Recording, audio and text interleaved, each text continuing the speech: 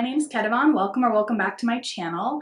For Invisible Cities this month, it's July. The two countries chosen were Indonesia and Czechia.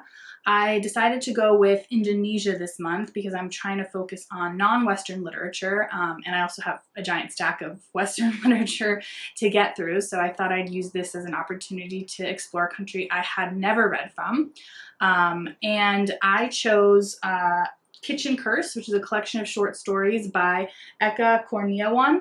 He is a very famous up-and-coming writer, Indonesian writer. It's not hard to find his work. I think he's written maybe 3 other novels in addition to this collection of short stories, but I decided to go with the collection of short stories mostly because when I was traveling, I just came across the cover, and as you might guess, the cover caught my eye, and I picked it up, and this was, I think, back in May, and no, it couldn't have been May.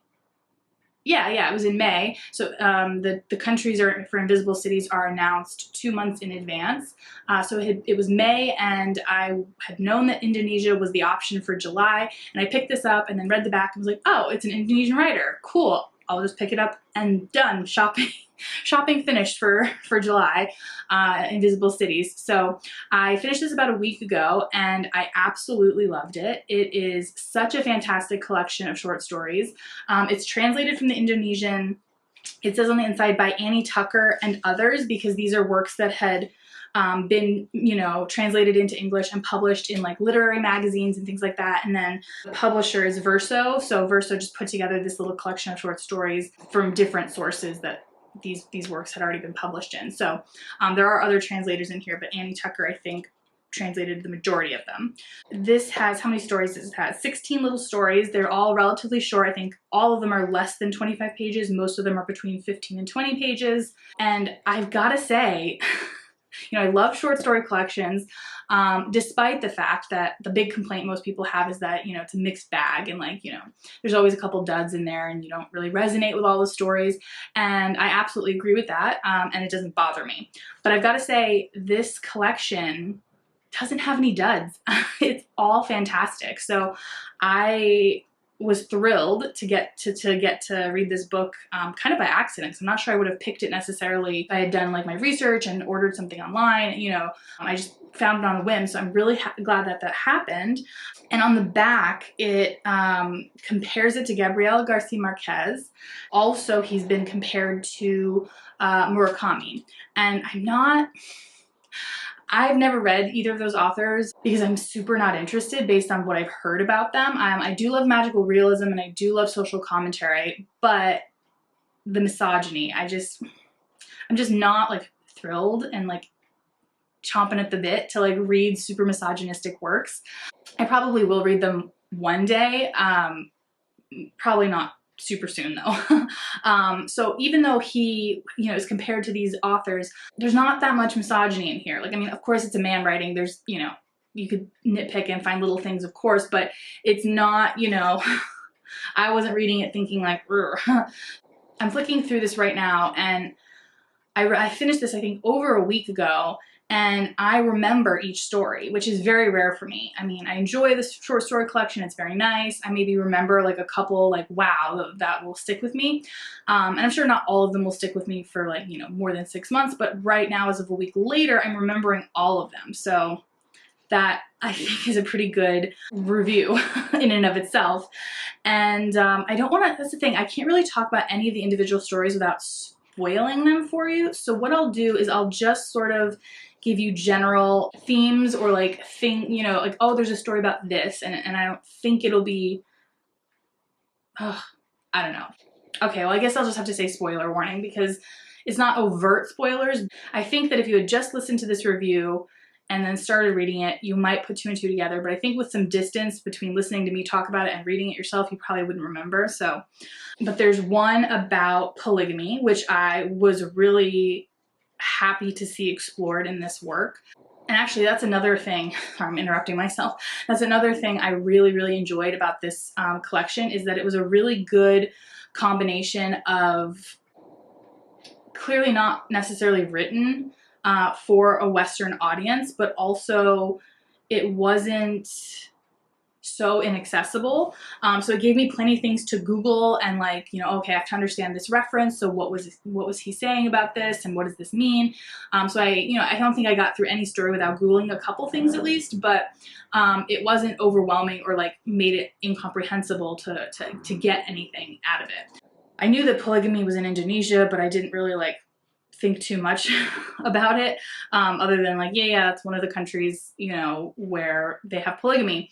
And actually it is so interesting because technically it's illegal in most cases, but that you can sort of apply to get official polygamy marriages. So you'd have to sort of submit an application to the government. It would have to demonstrate that your first wife could not, was either incapacitated in some way, like if she was very ill or if she was infertile, you'd have to sort of like medically demonstrate that. She would have to also like formally approve of the marriage. And then a judge will actually look at your application and decide whether or not to grant you the right to have a second wife. And so like on paper that sounds great, you know, there's no exploitation, the woman consents, you know, all that stuff, like, you know, that us feminists are generally worried about. But then of course, because it's such an arduous process, the vast majority of polygamous marriages in Indonesia are actually like under the table or like not actually you know, ratified by the government. They're just sort of like, you know, kind of how like LDS Mormons or fundamental, fund is sort of, I'll just re-say that. Fundamentalist Mormons are FLDS, where they just kind of like do their own thing and completely ignore the government. So yeah, so there was one story that explores that, which I really appreciated learning more about that. And actually and now there's a movement to sort of like expand it because all these underground second wives have no rights and they're being exploited and so on and so forth. There's a huge debate right now going on. There's legislation trying to get it like expanded and feminist groups are against it. And it's just been so interesting to read more about it. But so I really appreciated that this story explored that. And then there's one here about the exploration of poverty and attending college and kind of how you navigate all that. I'm trying not to say too much about each story. There's one very sad story about the end of a marriage that didn't need to end because nothing, you know, one member of the marriage didn't, oh, how do you say this without spoilers? One member of the marriage believed something that just fundamentally was not true, and there was no way for the other person to sort of prove it, I guess, in a way that was satisfactory. There's one here that's sort of like a metaphor for bureaucracy and like how things get done in developing countries, usually not very efficiently because, well, well, maybe not we've all had to deal with that, but I've certainly had to deal with that and it's not fun. And then let's see, there's another one in here. What is this one about? I just said I remembered all of them. And here I am saying, what's this one about? Oh yeah, no, I do remember this one. There's one about political violence and sort of how people react to, you know, the casualness of political violence and, you know, people being disappeared and people being slaughtered. Anyway, it's not magical realism, but it's definitely interesting. And there's one here, one story about I'm not sure how to say it because I tried looking up how to say it, but it's Karanong.